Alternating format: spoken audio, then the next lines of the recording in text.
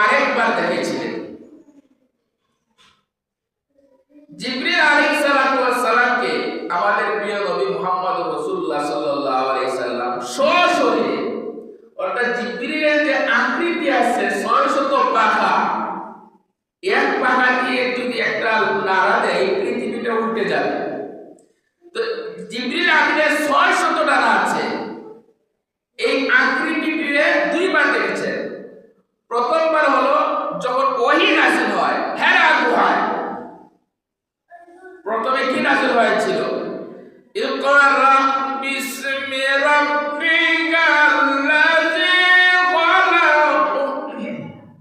প্রথমে হেরা গুহায় আল্লাহর হাবিব মুহাম্মদুর রাসূলুল্লাহ সাল্লাল্লাহু আলাইহি সাল্লাম জিবরিল আমিনকে সশরীরে দেখেন।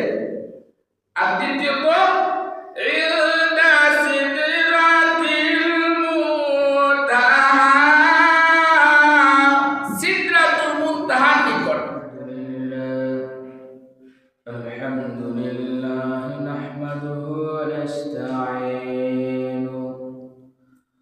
ونستغفره ونؤمن به ونتوكل عليه ونعوذ بالله من شرور أنفسنا ومن سيئات أعمالنا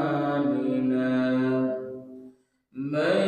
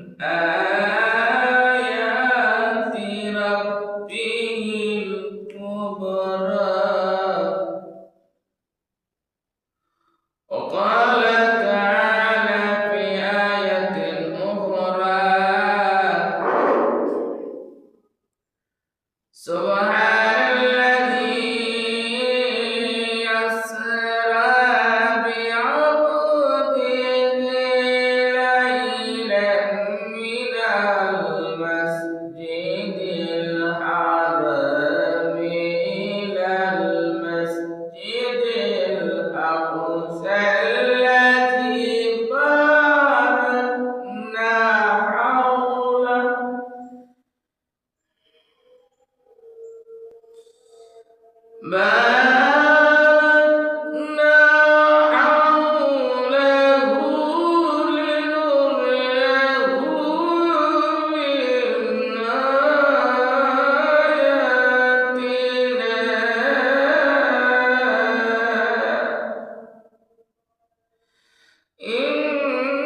إنه هو السميع البصير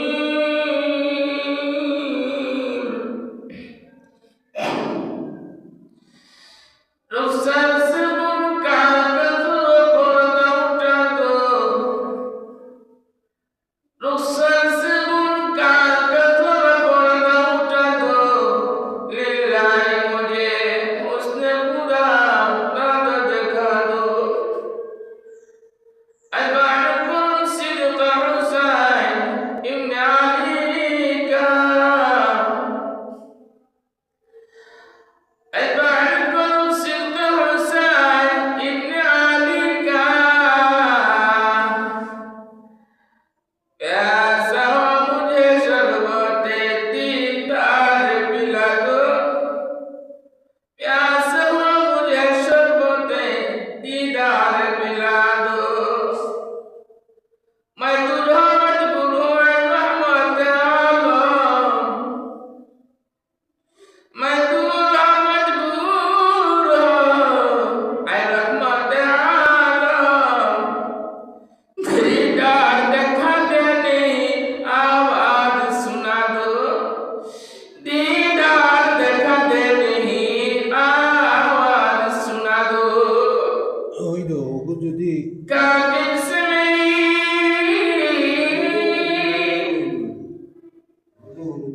कातिब से मेरी नया अमल कर कर जन्नत अमल ठाए उन सब को मिटा दो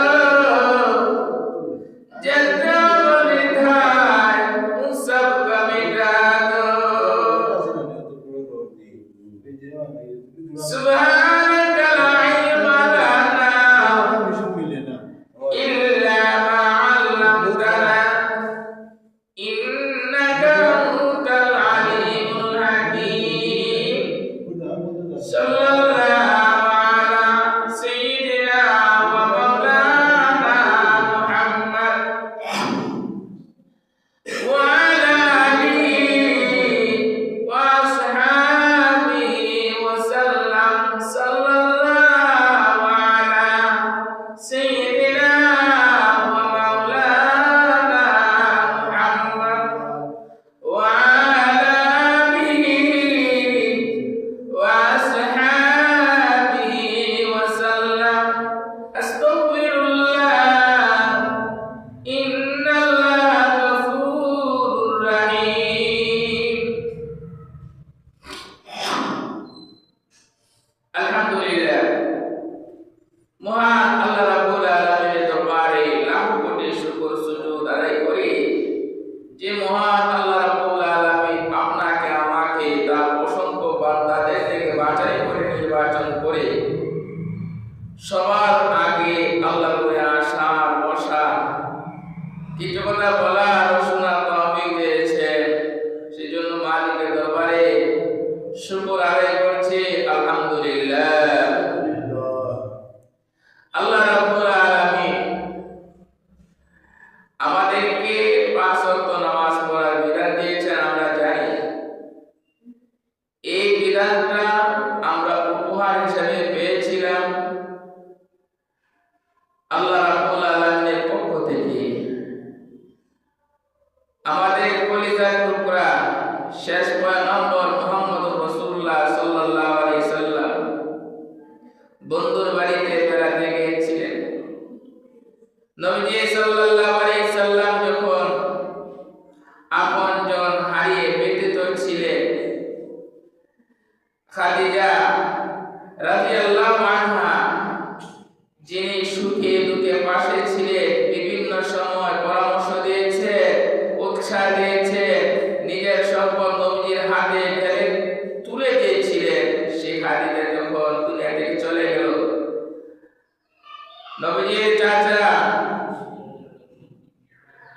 আবু তালিব যখন চলে গেল,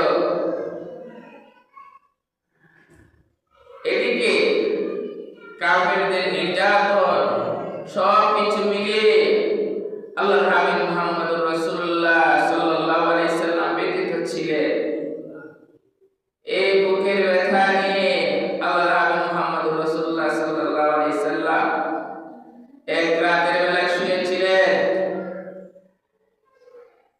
তখন আল্লাহ রাব্বুল আলামিন জিবরিল আলাইহিস সালামকে পাঠালেন। আল্লাহর হাবিব কোথায় শুয়েছিলেন? বিভিন্ন বর্ণনা আছে। কেউ বলে হাতিমে কাবা, আবার কেউ বলে যে উম্মে হানি ঘরে শুয়েছিলেন। তো জিবরিল আলাইহিস সালাম যখন আসেন, তখন তিনি দরজা দিয়ে প্রবেশ করেন নাই। জিবরিল আলাইহিস সালাম ঘরের ছাদ দিয়ে প্রবেশ করলেন। জিবরিল আলাইহিস সালাম ঘরের ছাদ দিয়ে দুজাহানের বাদশাহ মুহাম্মদুর রাসূলুল্লাহ সাল্লাল্লাহু আলাইহি সাল্লামের নিকট আসলেন। কেন? এই কথা বোঝানোর জন্য, এভাবে আজকে আপনার সাথে এমন সব আচরণ হবে যে সমস্ত আচরণ মানুষের আকলে ধরবে না, বুঝে ধরবে না। ইয়া রাসূলুল্লাহ, ইয়া হাবিবাল্লাহ, মাথার উপর ছাদ দিয়ে আসলেন। কেউ যদি ওই যে মসজিদের ছাদ দেখতেছে, এই ছাদ ফুল করে নিচে আসে, এটা কি নয়? উচিত নয়। মসজিদে আসার রাস্তা ছাদ নয়, মসজিদের ভিতরে আসার রাস্তা কোনটা? কথা বলেন, দরজা না ছাদ? আল্লাহ নবী মুহাম্মদুর রাসূলুল্লাহ সাল্লাল্লাহু আলাইহি সাল্লামের নিকট জিবরিল আমিন আলাইহিস সালাম আসলেন। দরজা দিয়ে নয়, বরং ছাদ দিয়ে আসলেন। এই কথা বোঝানোর জন্য আল্লাহর হাবিব আপনার সাথে আর এমন সব আচরণ হবে যে আচরণটা ছাদ দিয়ে আসার মতো চোখ দিয়ে ধরে না। নবী সাল্লাল্লাহু আলাইহি সাল্লাম তন্দ্রায় ছিলেন, অর্থাৎ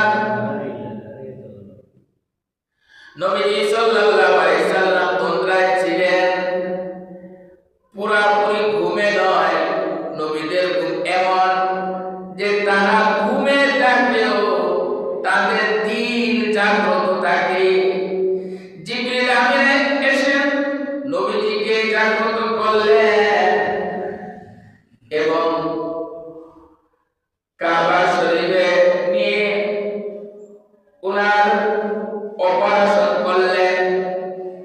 অপারেশন যাকে সিনা সাক বলা হয়, অর্থাৎ নবীদের বুক চিরে হৃৎপিণ্ড, যাকে আমরা বুঝি কলিজা, কলিজাকে বের করে জমজমের পানি দিয়ে ধৌত করলেন। আল্লাহু আকবার! কি বুঝলাম? জমজমের পানি, এই পানিটা হাউজে কাউসারের পানির চেয়ে দামি। সুবহানাল্লাহ! জমজমের পানি এত পবিত্র পানি, এত উত্তম পানি, জান্নাতের পানির চেয়ে উত্তম। এজন্যই জিবরিল আমিন আল্লাহর হুকুমে জমজমের পানি দিয়ে আল্লাহর হাবিবের হৃৎপিণ্ড ধৌত করেছিলেন। এটা কোন মুফাসসিরিনে কেরাম বলেছেন যে জমজমের পানি হইল হাউজে কাউসারের পানির চেয়ে দামি। নবীজি সাল্লাল্লাহু আলাইহি সাল্লামের সিনা সাক যত সম্ভব প্রায় 4 বার হয়েছিল। একবার ছিল শিশুকালে, নবী সাল্লাল্লাহু আলাইহি সাল্লাম হালিমা সাদিয়ার ঘরে ছিলেন। আরেকবার হলো যখন মেরাজে যাবেন, এভাবে প্রায় 4 নম্বর একবার ছিল সিনা সাক।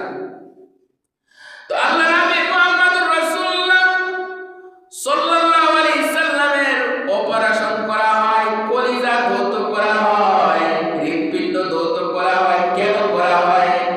কারণ এই হৃদপিণ্ড এমন একটা বস্তু, দুনিয়ার মধ্যে যত মানুষ আছে সবার দিলের মধ্যে গুনাহ করার আকাঙ্ক্ষা হৃদপিণ্ড থেকে শুরু হয়। আল্লাহর হাবিবের দিলের মধ্যে যাতে করে কোনো গুনাহের আকর্ষণ না থাকে। বড় কথা হলো আল্লাহর হাবিব কোথায় যাবেন?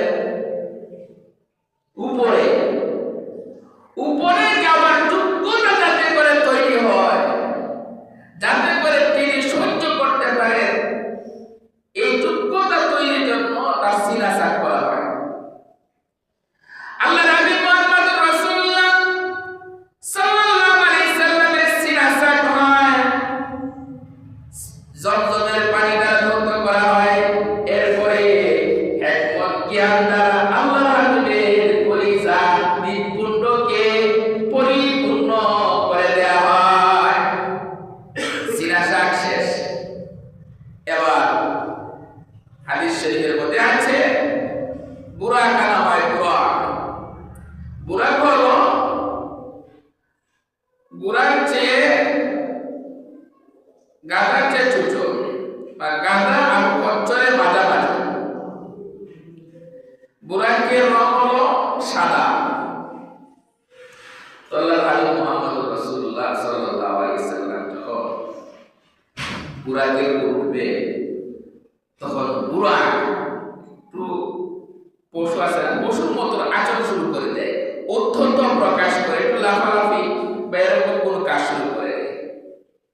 তখন জিবরিল আমিন বলেন, হ্যাঁ বুরাক, তুমি কি জানো তোমার পিঠে কোন ব্যক্তি আরোহণ করবেন? তোমার পিঠে এমন ব্যক্তি চড়বেন যার চেয়ে সম্মানী কোন ব্যক্তি আর পর্যন্ত তোমার উপর আরোহণ করেনি। এ কথা শুনে বুরাক থেমে যায় এবং ভয়ে সে থেমে যায়। বুরাক দিয়ে শুরু হলো রওনা। কোথায়? মক্কা থেকে মসজিদে আকসা। সুবহানাল্লাযী ইয়াসরা বিআবদিহি লাইলাম মিনাল মাসজিদিল হারাম ইলাল মাসজিদিল আকসা আল্লাযী বারাকনা হাওলাহু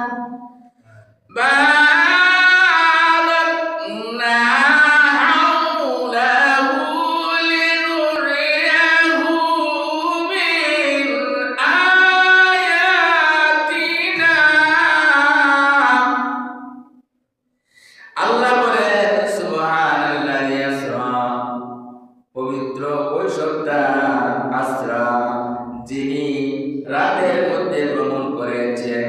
আসরা বিআবদি, তার বান্দাকে রাতের বেলায় ভ্রমণ করেছেন। লাইলান, রাতের কিছু অংশে, মিনাল মাসজিদিল হারাম ইলাল মাসজিদিল আকসা, মসজিদে হারাম থেকে মসজিদে আকসা পর্যন্ত। বারাকনা হাওলা, আল্লাহ বলেন মসজিদে আকসা পর্যন্ত আমি আমার বান্দাকে নৈশ ভ্রমণ করিয়েছি। মসজিদে আকসা এমন একটি মসজিদ যার চতুর্পাশে আমি আল্লাহ বরকতময় করেছি। বরকতময় কিভাবে? মসজিদে আকসা বরকতময় কিভাবে? মুফাসসিরিনে কেরাম লিখেছেন মসজিদে আকসা বরকতময় দুই দৃষ্টিতে। প্রথম দৃষ্টি হলো দুনিয়ার বিবেচনায় মসজিদে আকসা বরকতময়।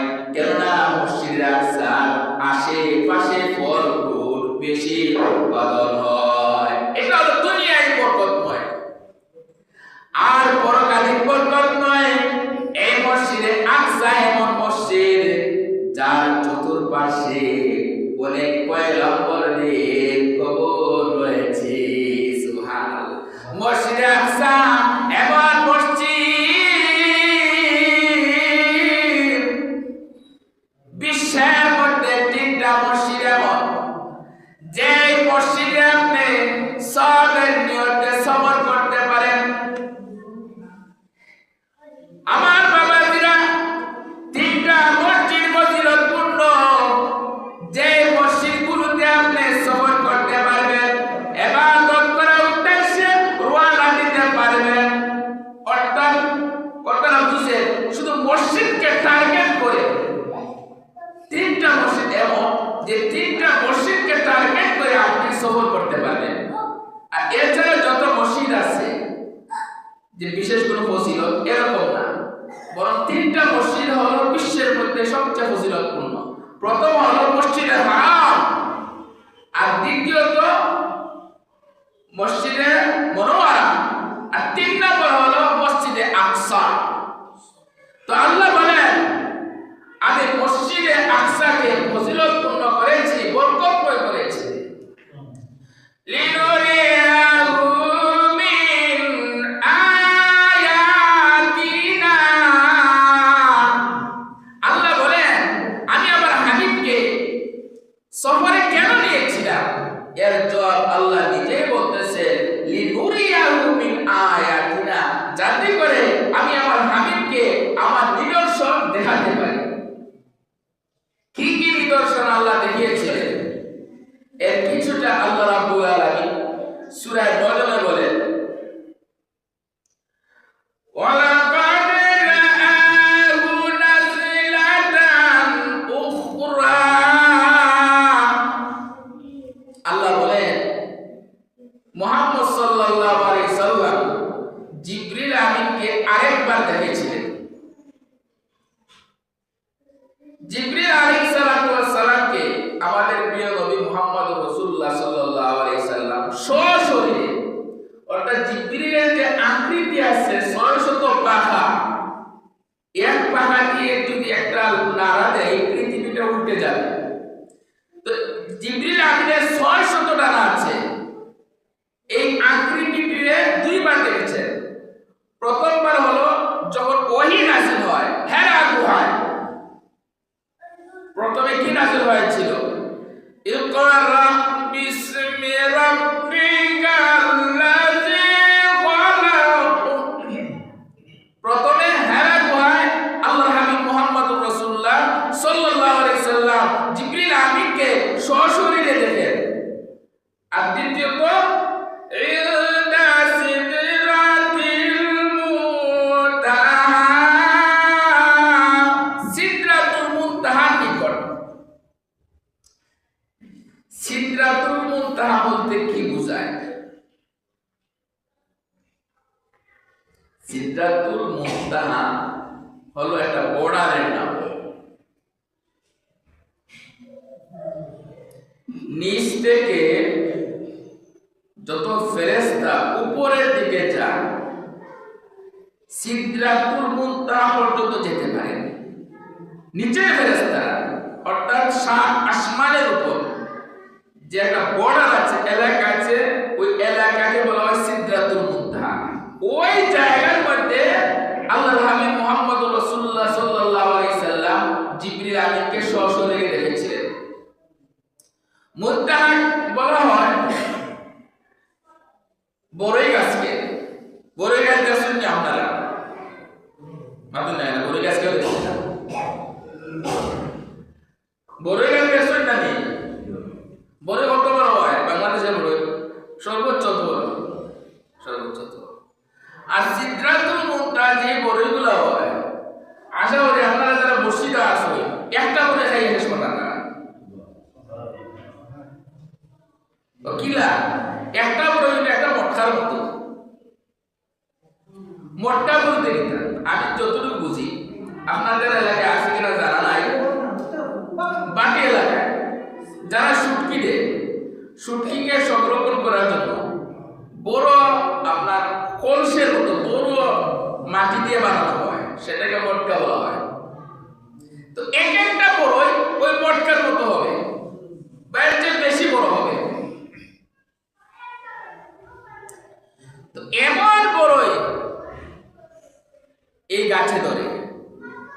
এবার বুঝে গাছটা কত বড় হবে। মুফাসসিরিনে কেরাম লিখেছেন সিদরাতুল মুনতাহার চর হলো 7 আসমানের নিচের দিকে, আর তার শাখা হলো 7 আসমানের উপরের দিকে। তো আল্লাহর হাবিব মুহাম্মদুর রাসূলুল্লাহ সাল্লাল্লাহু আলাইহি সাল্লাম সিদরাতুল মুনতাহায় জিবরিল আমিনকে দ্বিতীয়বার দেখেছিলেন। এরপরে জিবরিল আমিনের মাধ্যমে গিয়েছেন, একা গিয়েছিলেন, এই ব্যাপারে সুস্পষ্ট বর্ণনা পাওয়া যায় না। এখন যেটা আমরা জানবো যে আল্লাহর হাবিব মুহাম্মদুর রাসূলুল্লাহ সাল্লাল্লাহু আলাইহি সাল্লাম আল্লাহকে কি দেখেছেন না দেখেন নাই, এগুলো নিয়ে মুফাসসিরিনদের মধ্যে বহুত মতভেদ। সে মতভেদের দিকে যাব না, তবে এতটুকু বলা যায় যে আল্লাহর সাথে সরাসরি কথা বলেছিলেন। বন্ধুর বাড়িতে গেছেন, কথা বলেছেন, আসার সময় একটু আগে যা বলেছিলেন আমাদের জন্য হাঁটি এনেছেন। আমাদের জন্য কি হাঁটি এনেছেন বলেন? মিষ্টি নামাজ এনেছেন। প্রথমে 50 ওয়াক্ত দেওয়া হয়েছিল, এরপর কমাতে 5 ওয়াক্ত এসেছে।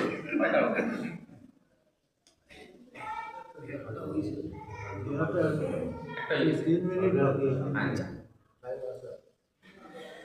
তো আল্লাহ নবী মুহাম্মদুর রাসূলুল্লাহ সাল্লাল্লাহু আলাইহি সাল্লাম বন্ধুর বাড়িতে ভ্রমণ করেছেন, 7 আসমান ভ্রমণ করেছেন, জান্নাত দেখেছেন, জাহান্নাম দেখেছেন, বিভিন্ন কিছু দেখেছেন। প্রশ্ন হলো আল্লাহর হাবিব মুহাম্মদুর রাসূলুল্লাহ সাল্লাল্লাহু আলাইহি সাল্লাম জান্নাত দেখেছেন, জাহান্নাম দেখেছেন, কেন দেখেছেন?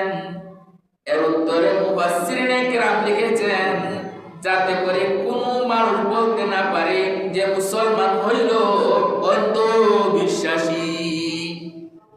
আমাদের বাবা দেখেছেন, আমাদের দেখা হয়ে গেছে। আমাদের বাবা দেখেছেন, আমাদের দেখা হয়ে গেছে। বিষয়টা বুঝেন। আপনার সন্তানের একটা মোবাইলের প্রয়োজন। কি প্রয়োজন?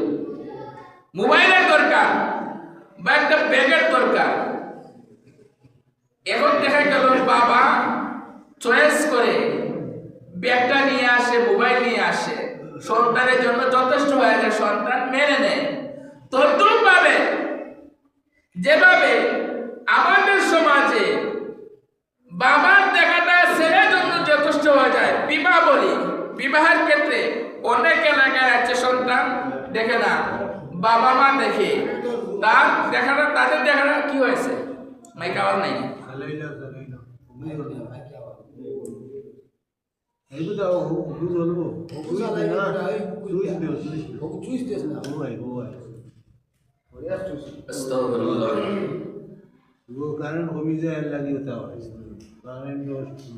তো বাবা যদি দেখেন সন্তানের দেখা হয়ে যায়, কথা বুঝতেছেন? বাবা যদি দেখেন সন্তানের দেখা হয়ে যায়। বিষয়টা কিভাবে? বাজার থেকে যিনি বাবা সন্তানের জন্য কিছু আনবেন, তখন দেখা গেছে সন্তান এতে সন্তুষ্ট হয়ে যায়, সন্তান বিবাহ করবে। অনেক সময় দেখা যায় বাবা দেখেন, যদিও এটা শরিয়া সম্মত নয়, কনে শরিয়া সম্মত হলো পুত্র দেখবে, যিনি বর উনি দেখবেন, বাবা দেখবে, বন্ধু দেখবে, ভাই বেড়াতে দেখবে, গাইরে বাহারও পুরুষ দেখবে। এটা শরিয়া সম্মত নয়। আমরা যে কোণে দেখি, মাঝখানে মাসলাটা বলে দিই, আমরা যারা কোণে দেখি, কোণে দেখার সময় দেখা যায় যে দল বল বন্ধু বান্ধব সবাইকে নিয়ে যায়। কাঁচা কথা বলতেছি, বোঝা যায় সবাই বিয়ে করবে। তো যেটা বলতেছিলাম, সন্তান বাবার দেখাটা সন্তানের জন্য যথেষ্ট হয়ে যায়। তো আমাদের নবী মুহাম্মদ রাসূলুল্লাহ সাল্লাল্লাহু আলাইহি সাল্লাম জান্নাত দেখেছেন, জাহান্নাম দেখেছেন। সুতরাং আমরা কি হাত দিয়ে বলতে পারি যে আমাদের দেখা হয়ে গেছে, আমরা জান্নাত জাহান্নাম বিশ্বাস করি, কেননা আমাদের যিনি রুহানি পিতা হযরত মুহাম্মদ রাসূলুল্লাহ সাল্লাল্লাহু আলাইহি সাল্লাম জান্নাত জাহান্নাম দেখেছেন। আল্লাহ নবী মুহাম্মদ রাসূলুল্লাহ সাল্লাল্লাহু আলাইহি সাল্লাম মেরাজ রাতে সফর করে ফিরে আসলেন। সফর করে ফিরে যখন সকালবেলায় ঘটনা বয়ান করবেন যে আমি তো রাতের সামান্য অংশে সফর করেছি, তখন কাফেররা বিদ্রুপ করতে লাগলো আর বলতে লাগলো মুহাম্মদ পাগল হয়ে গেছে। নাউজুবিল্লাহ। রাতের সামান্য অংশে আমরা দূর দূরান্তে সফর করতে পারি না, ঢাকায় যেতে পারি না, দূরের সফরে যেতে পারি না।